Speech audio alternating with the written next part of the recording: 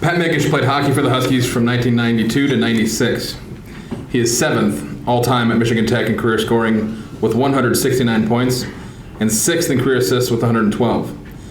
Mikesch was named to the 1992-93 WCHA All-Rookie team and played for Team USA in the World Juniors that season. He served as team captain as a senior and was a 2-time recipient of the Gary Crosby Leading Scorer Award. Mikesch went on to play 8 years of pro hockey in the AHL, IHL, ECHL, and Germany, and then returned to Michigan Tech as an assistant coach from 2004 to 2011. Teammate and Michigan Tech Sports Hall of Famer Brent Peterson shared his thoughts. Patrick had an unusual pregame routine. This process started Wednesdays with Burger King's Whopper Wednesday. If you remember, they offered 99-cent Whoppers on this day. It was hard for him to pass up this incredible value. The old tan Dodge would pull up to the drive-thru window and leave with a full bag of Whoppers. The exact number could not be confirmed. Coach Mancini did not approve of his training and diet routine. However, it was hard for him to argue his performance on the weekend. Plus, he was never injured, so they let this slide. It was appropriate that Tapper pursued a career in coaching. He was our unofficial coach. Quite often, the coaches would draw something up on the board, and after they left the room, Pat would take over and tell us what we were really going to do. I had the opportunity to play this amazing game for a long time in many of the best leagues in the world. In all my travels, I have never had a better connection with a player than Tapper. We understood and complemented each other perfectly. We could adjust and communicate simply through body language and eye contact. I'm not sure the stats, but if you look at the score sheet, almost always you'll find number 9 next to number 17. And of course, we have a story or two from brother and teammate Jeff Mikesch. My freshman year, Patrick's sophomore year, he rented a house in Hancock with Lee Murphy and Tracy Vinnapal, who played in the women's basketball team. He earned a legendary nickname for this because of it. He would show up to the rink, and we would ask for Mr. Roper. That's the guy from Three's Company. We would ask Mr. Roper how his evening was. Mr. Roper's place became a fun gathering spot after home series weekends that year. I've never met an individual or played alongside someone who believed in himself as much as Patrick did. Because of this, at a young age, I was able to benefit from it. I watched Patrick make the high school team as a freshman and quickly become an offensive leader. His junior year, he told our father he wanted to move away and play AAA midget hockey. Dad said, "You probably won't get a lot of ice time, so maybe just stay at home and play another year of high school." I remember my mom and dad coming back from a tournament a couple months into his season in Marquette that year. I asked, "How's Patrick doing? Is he getting a regular shift?" My dad hesitantly looked at me and said, "Your brother is leading the team in scoring and contending on centering the first line." Tap always paved his own path and always believed he could be the guy. I remember being in Dubuque, Iowa, playing my first year of junior and checking back in with him to see how his freshman year at Tech had started. Tech had just played Northern in an early season series. Patrick was all over the score sheet. And now we know the rest of the story. He just kept on keeping on. I was fortunate enough to be younger and learn from him at a young age. You've got to believe in yourself. If you start with this as your foundation, great things can and will happen. Ladies and gentlemen, please welcome Michigan Tech Sports Hall of Famer, Pat Mikesch.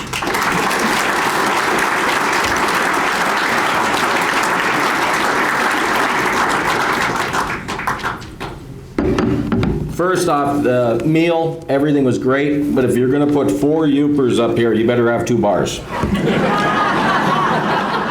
So, you know, I wanna thank everybody involved with the entire Hall of Fame, from Suzanne's entire department all the way through to the committee. It's a great honor to be here. You know, Brent Peterson went in a few years ago. I wasn't able to do it. As I was coaching, I would have loved to have been there for him, so thank you for those kind words. You know, congratulations to the other individuals tonight entering the hall with myself. Thank you for everything you've done for the university and all of your great accomplishments. This will be quick because there's a puck drop. Growing up in West Hancock, it was all Bulldogs, it was all Huskies. So that was my childhood. I wore number 7 in mites because of the great Bill Terry. And then after that, it was watching guys who are sitting in the back of the room here right now. As a young kid, Brian Hannon, Randy McKay, these were people that I watched over and over, and I just wanted to be like them. That was my dream, was to one day just step on the ice. And I was about 15 years old, and Herb Boxer called and said, "Hey, come on over for this Thursday skate." And I got on the ice with him, and I was like, I'm a ways away, but I'm not that far away. And that was when I was starting to figure out I might be able to play this game. And at 16 years old, I made decisions to move away from home, and all of a sudden I was talking with different universities. And then I finally got the call from Newell Brown at 18 years old and said, we want you to come play at home with the Huskies.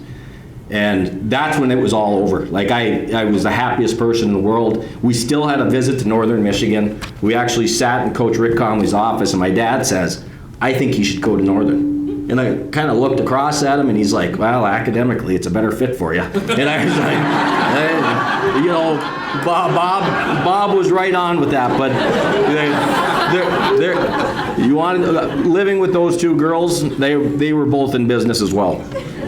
So it was an opportunity to come home and play. I had moved away from my junior year in high school, my senior year in high school, 1 year after that still. So now I was coming home to play. And I was going to play where my dad had played. I was going to get to play in front of all of our family and friends. It was just going to be everything I had thought about since I was a 7-year-old, going and watching Bill Terry rip around the ice. Sorry, I got a little lost there. So the other great thing about coming back to Tech was my mother has always been my other hockey coach, and she's very, very opinionated. And so it was my first game ever we're playing Colorado College, and I heard it as loud as could be, Patrick. And you have to understand, Sue's had the same seats since her and Bob started going to the MAC. And so I went the next day, went to the house. I said, Dad, I can't hear Mom like that at the games anymore. He goes, I'll take care of it. Well, in short time, Bob wasn't sitting with her anymore. He was standing off to the side. So during my time at Tech, you got to hear the words from Jeffrey. It was an unbelievable experience. You know, 3 years together. He came in after my freshman year, and he could have gone anywhere in the world and played college hockey. He had every offer that there's possible. He made the decision to come. It was just 3 years that were special.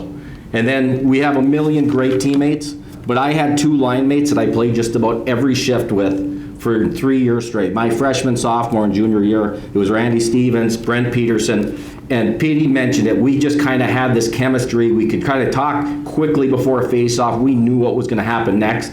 And I felt that kind of was off the ice as well, since I had a major part in getting him and his wife together. So the relationship goes a long ways. I had to go to Kristen's office and meet with her and make sure this whole first date was going to run properly. And so I think it was the old D&N building at that point I was meeting Kristen at.